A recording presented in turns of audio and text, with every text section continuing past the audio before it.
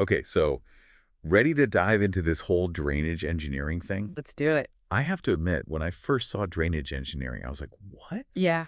Like, I don't really know what that is. Yeah. But these resources you sent over, especially this RoleCatcher guide, drainage engineer, the complete career guide, Yeah. it's got me thinking this is way more important than people realize. Oh, absolutely. Drainage engineer. It's kind of like the unsung hero. You know what I mean? Yeah. Like, it's essential for preventing floods, managing irrigation, and even making sure our water is clean. Yeah, it's like they're the ones behind the scenes making sure everything works. Yeah. And most people probably don't even realize it. Exactly. So this guy was talking about how these drainage engineers, they're the ones who are actually designing and building all these sewer systems and stormwater systems and everything. And they're using some pretty high-tech stuff, too, these days. Really? Like, they're using CAD software, and there's even this trend of, like, integrating sensors and automated systems into everything. Wow, so it's not just digging ditches anymore. No, definitely not. So to do all that, you probably need a lot of education, right? Yeah, so this guide was saying you usually need at least a bachelor's degree in civil engineering just to get started. Okay. But then a lot of people are even going on to get their master's degrees now, too. Wow. Yeah, like specializing in something like hydraulic engineering or something like that. Hydraulic engineering. Okay. Okay, so that sounds pretty intense. Yeah. What does that even mean? So basically, it's all about like understanding how water moves, Okay. like how it behaves and how it interacts with like different materials and stuff. That makes sense. Uh-huh. I guess you need to know that if you're going to be designing systems to manage it. Right, exactly. So this guide, it talks about this whole thing about like environmental impact. And I thought that was really interesting. Like it seems like it's not just about making sure that the water flows away, but also doing it in a way that's sustainable.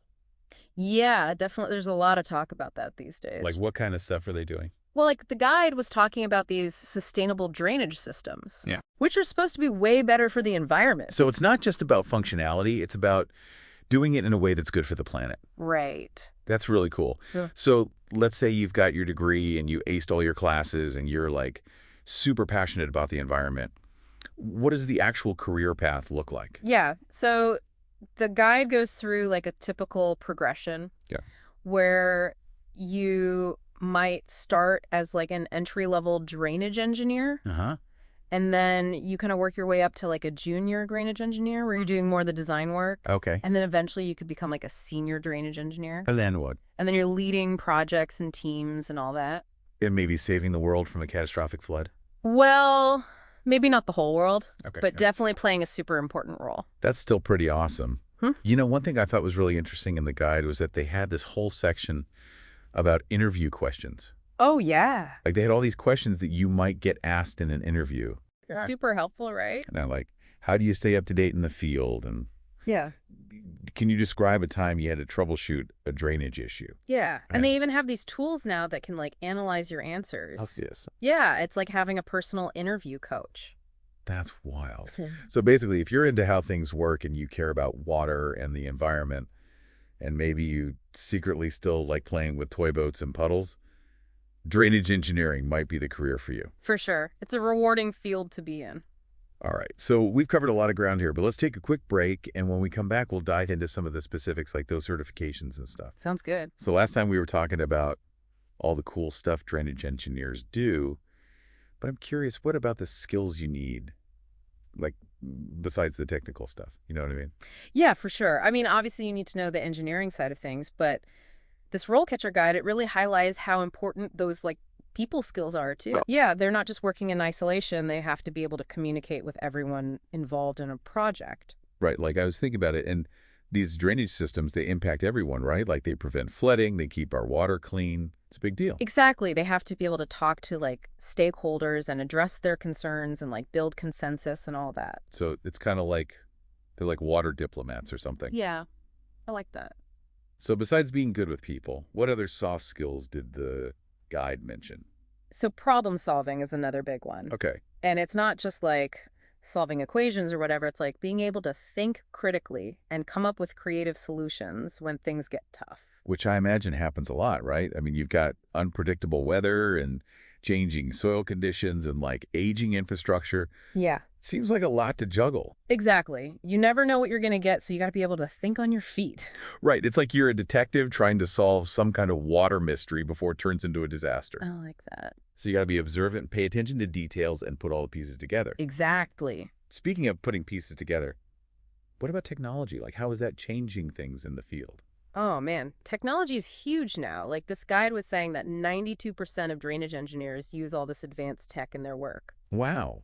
Yeah, it's crazy how much it's changing the game. So, like, what kind of tech are we talking about Well, here? you've got like 3D modeling and GIS and even drones now. Drones for drainage. Who knew? Yeah, they use them to like map out areas and stuff. That's wild. I bet that makes things so much easier. Oh yeah, it's a total game changer. So you got to stay up to date on all the latest tech if you want to be competitive. For sure, it's constantly changing. Okay, so we've got the people skills, the problem solving, the technology.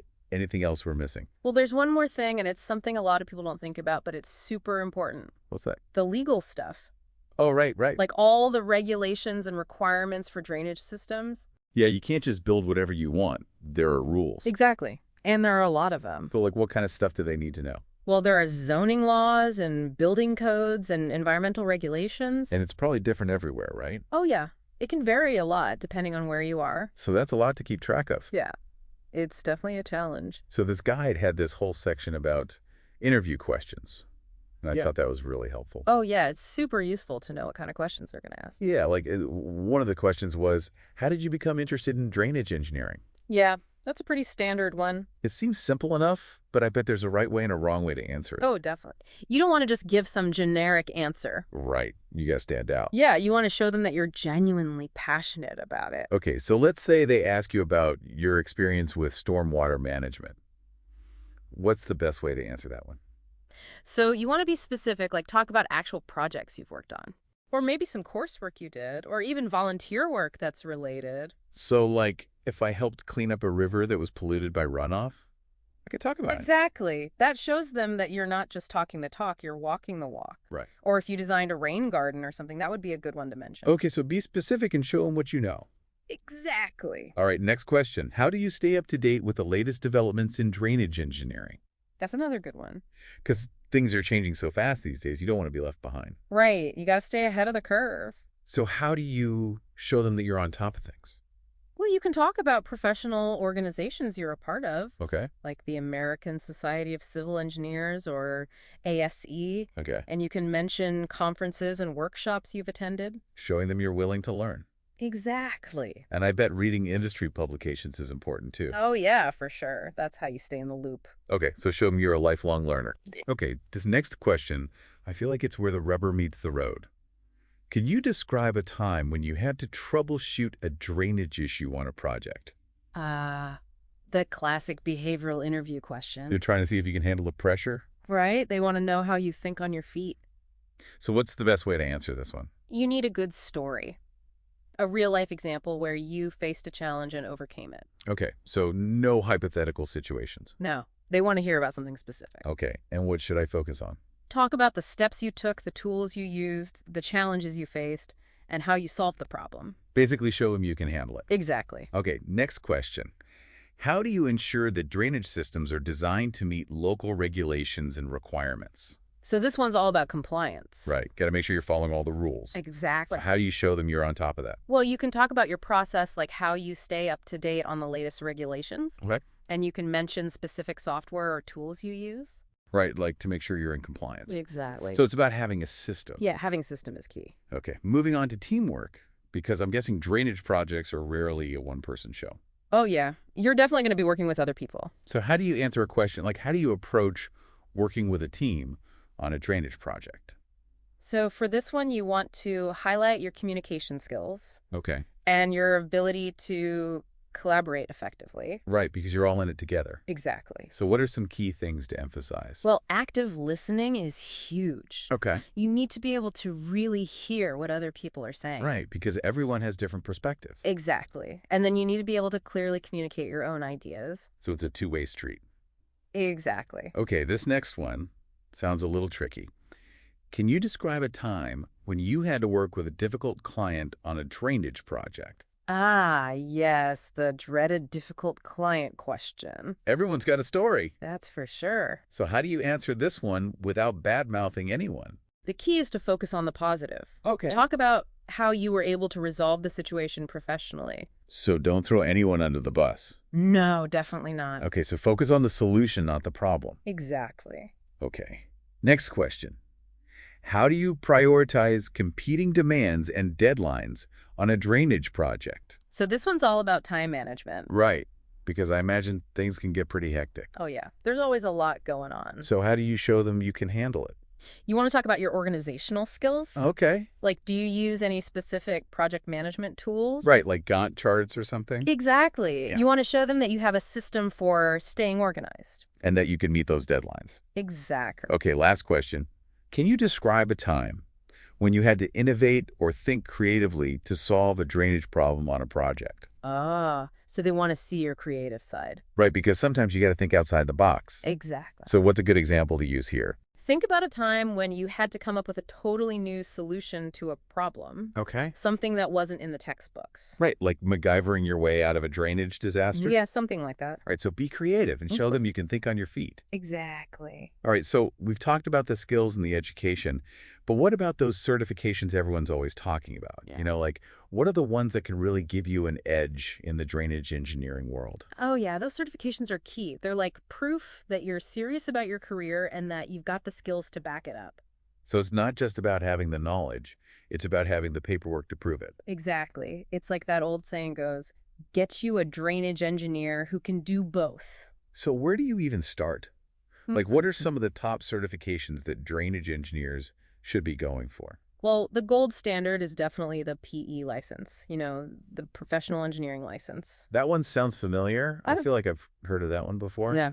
But remind me what's so special about it. So basically, it's like the ultimate stamp of approval for engineers. Okay. It shows that you've met all the requirements, like education experience, and that you've passed a bunch of exams. So it's not easy to get. No, definitely not. But that's what makes it so valuable. So if you've got that PE after your name, it means you're the real deal. Exactly. All right, so that's one to aim for. Yeah. What about some of the others? This RoleCatcher guide was mentioning a few more. Yeah, so another one that's becoming more and more important is the CFM credential, which is the Certified Floodplain Manager. Floodplain manager. That sounds pretty intense. Yeah, it's all about understanding flood risks and how to mitigate them. Which is super important these days with climate change and everything. Oh, yeah, for sure. It's a growing field, for sure. So if you're interested in that kind of stuff, the CFM could be a good option. Definitely. What else is there? So there's also the CPSC, which is the Certified Professional in Erosion and Sediment Control. Okay, so that one's all about keeping our water clean. Exactly. Erosion and sediment runoff can be a big problem, so they're the ones who know how to prevent it. So it's like they're protecting the environment. Exactly. They're like the environmental guardians of the drainage world. I like it. So we've got the PE, the CFM, the CPSS. It seems like there's a certification for every type of drainage engineer out there. Oh, yeah, there are tons of them. And they're always coming out with new ones. It's amazing how much this field is growing and changing. That's a really exciting time to be a drainage engineer, that's for sure. Well, this whole deep dive has been fascinating. I had no idea there was so much to know about drainage engineering. Yeah, it's definitely a field with a lot more to it than meets the eye. Well said. So for anyone out there who's thinking about a career in drainage engineering, I say go for it. Yeah, it's a challenging and rewarding field, and the world needs more talented drainage engineers. Couldn't agree more. And on that note, we'll wrap up this deep dive into the world of drainage engineering. Thanks for joining us. Thanks for having me.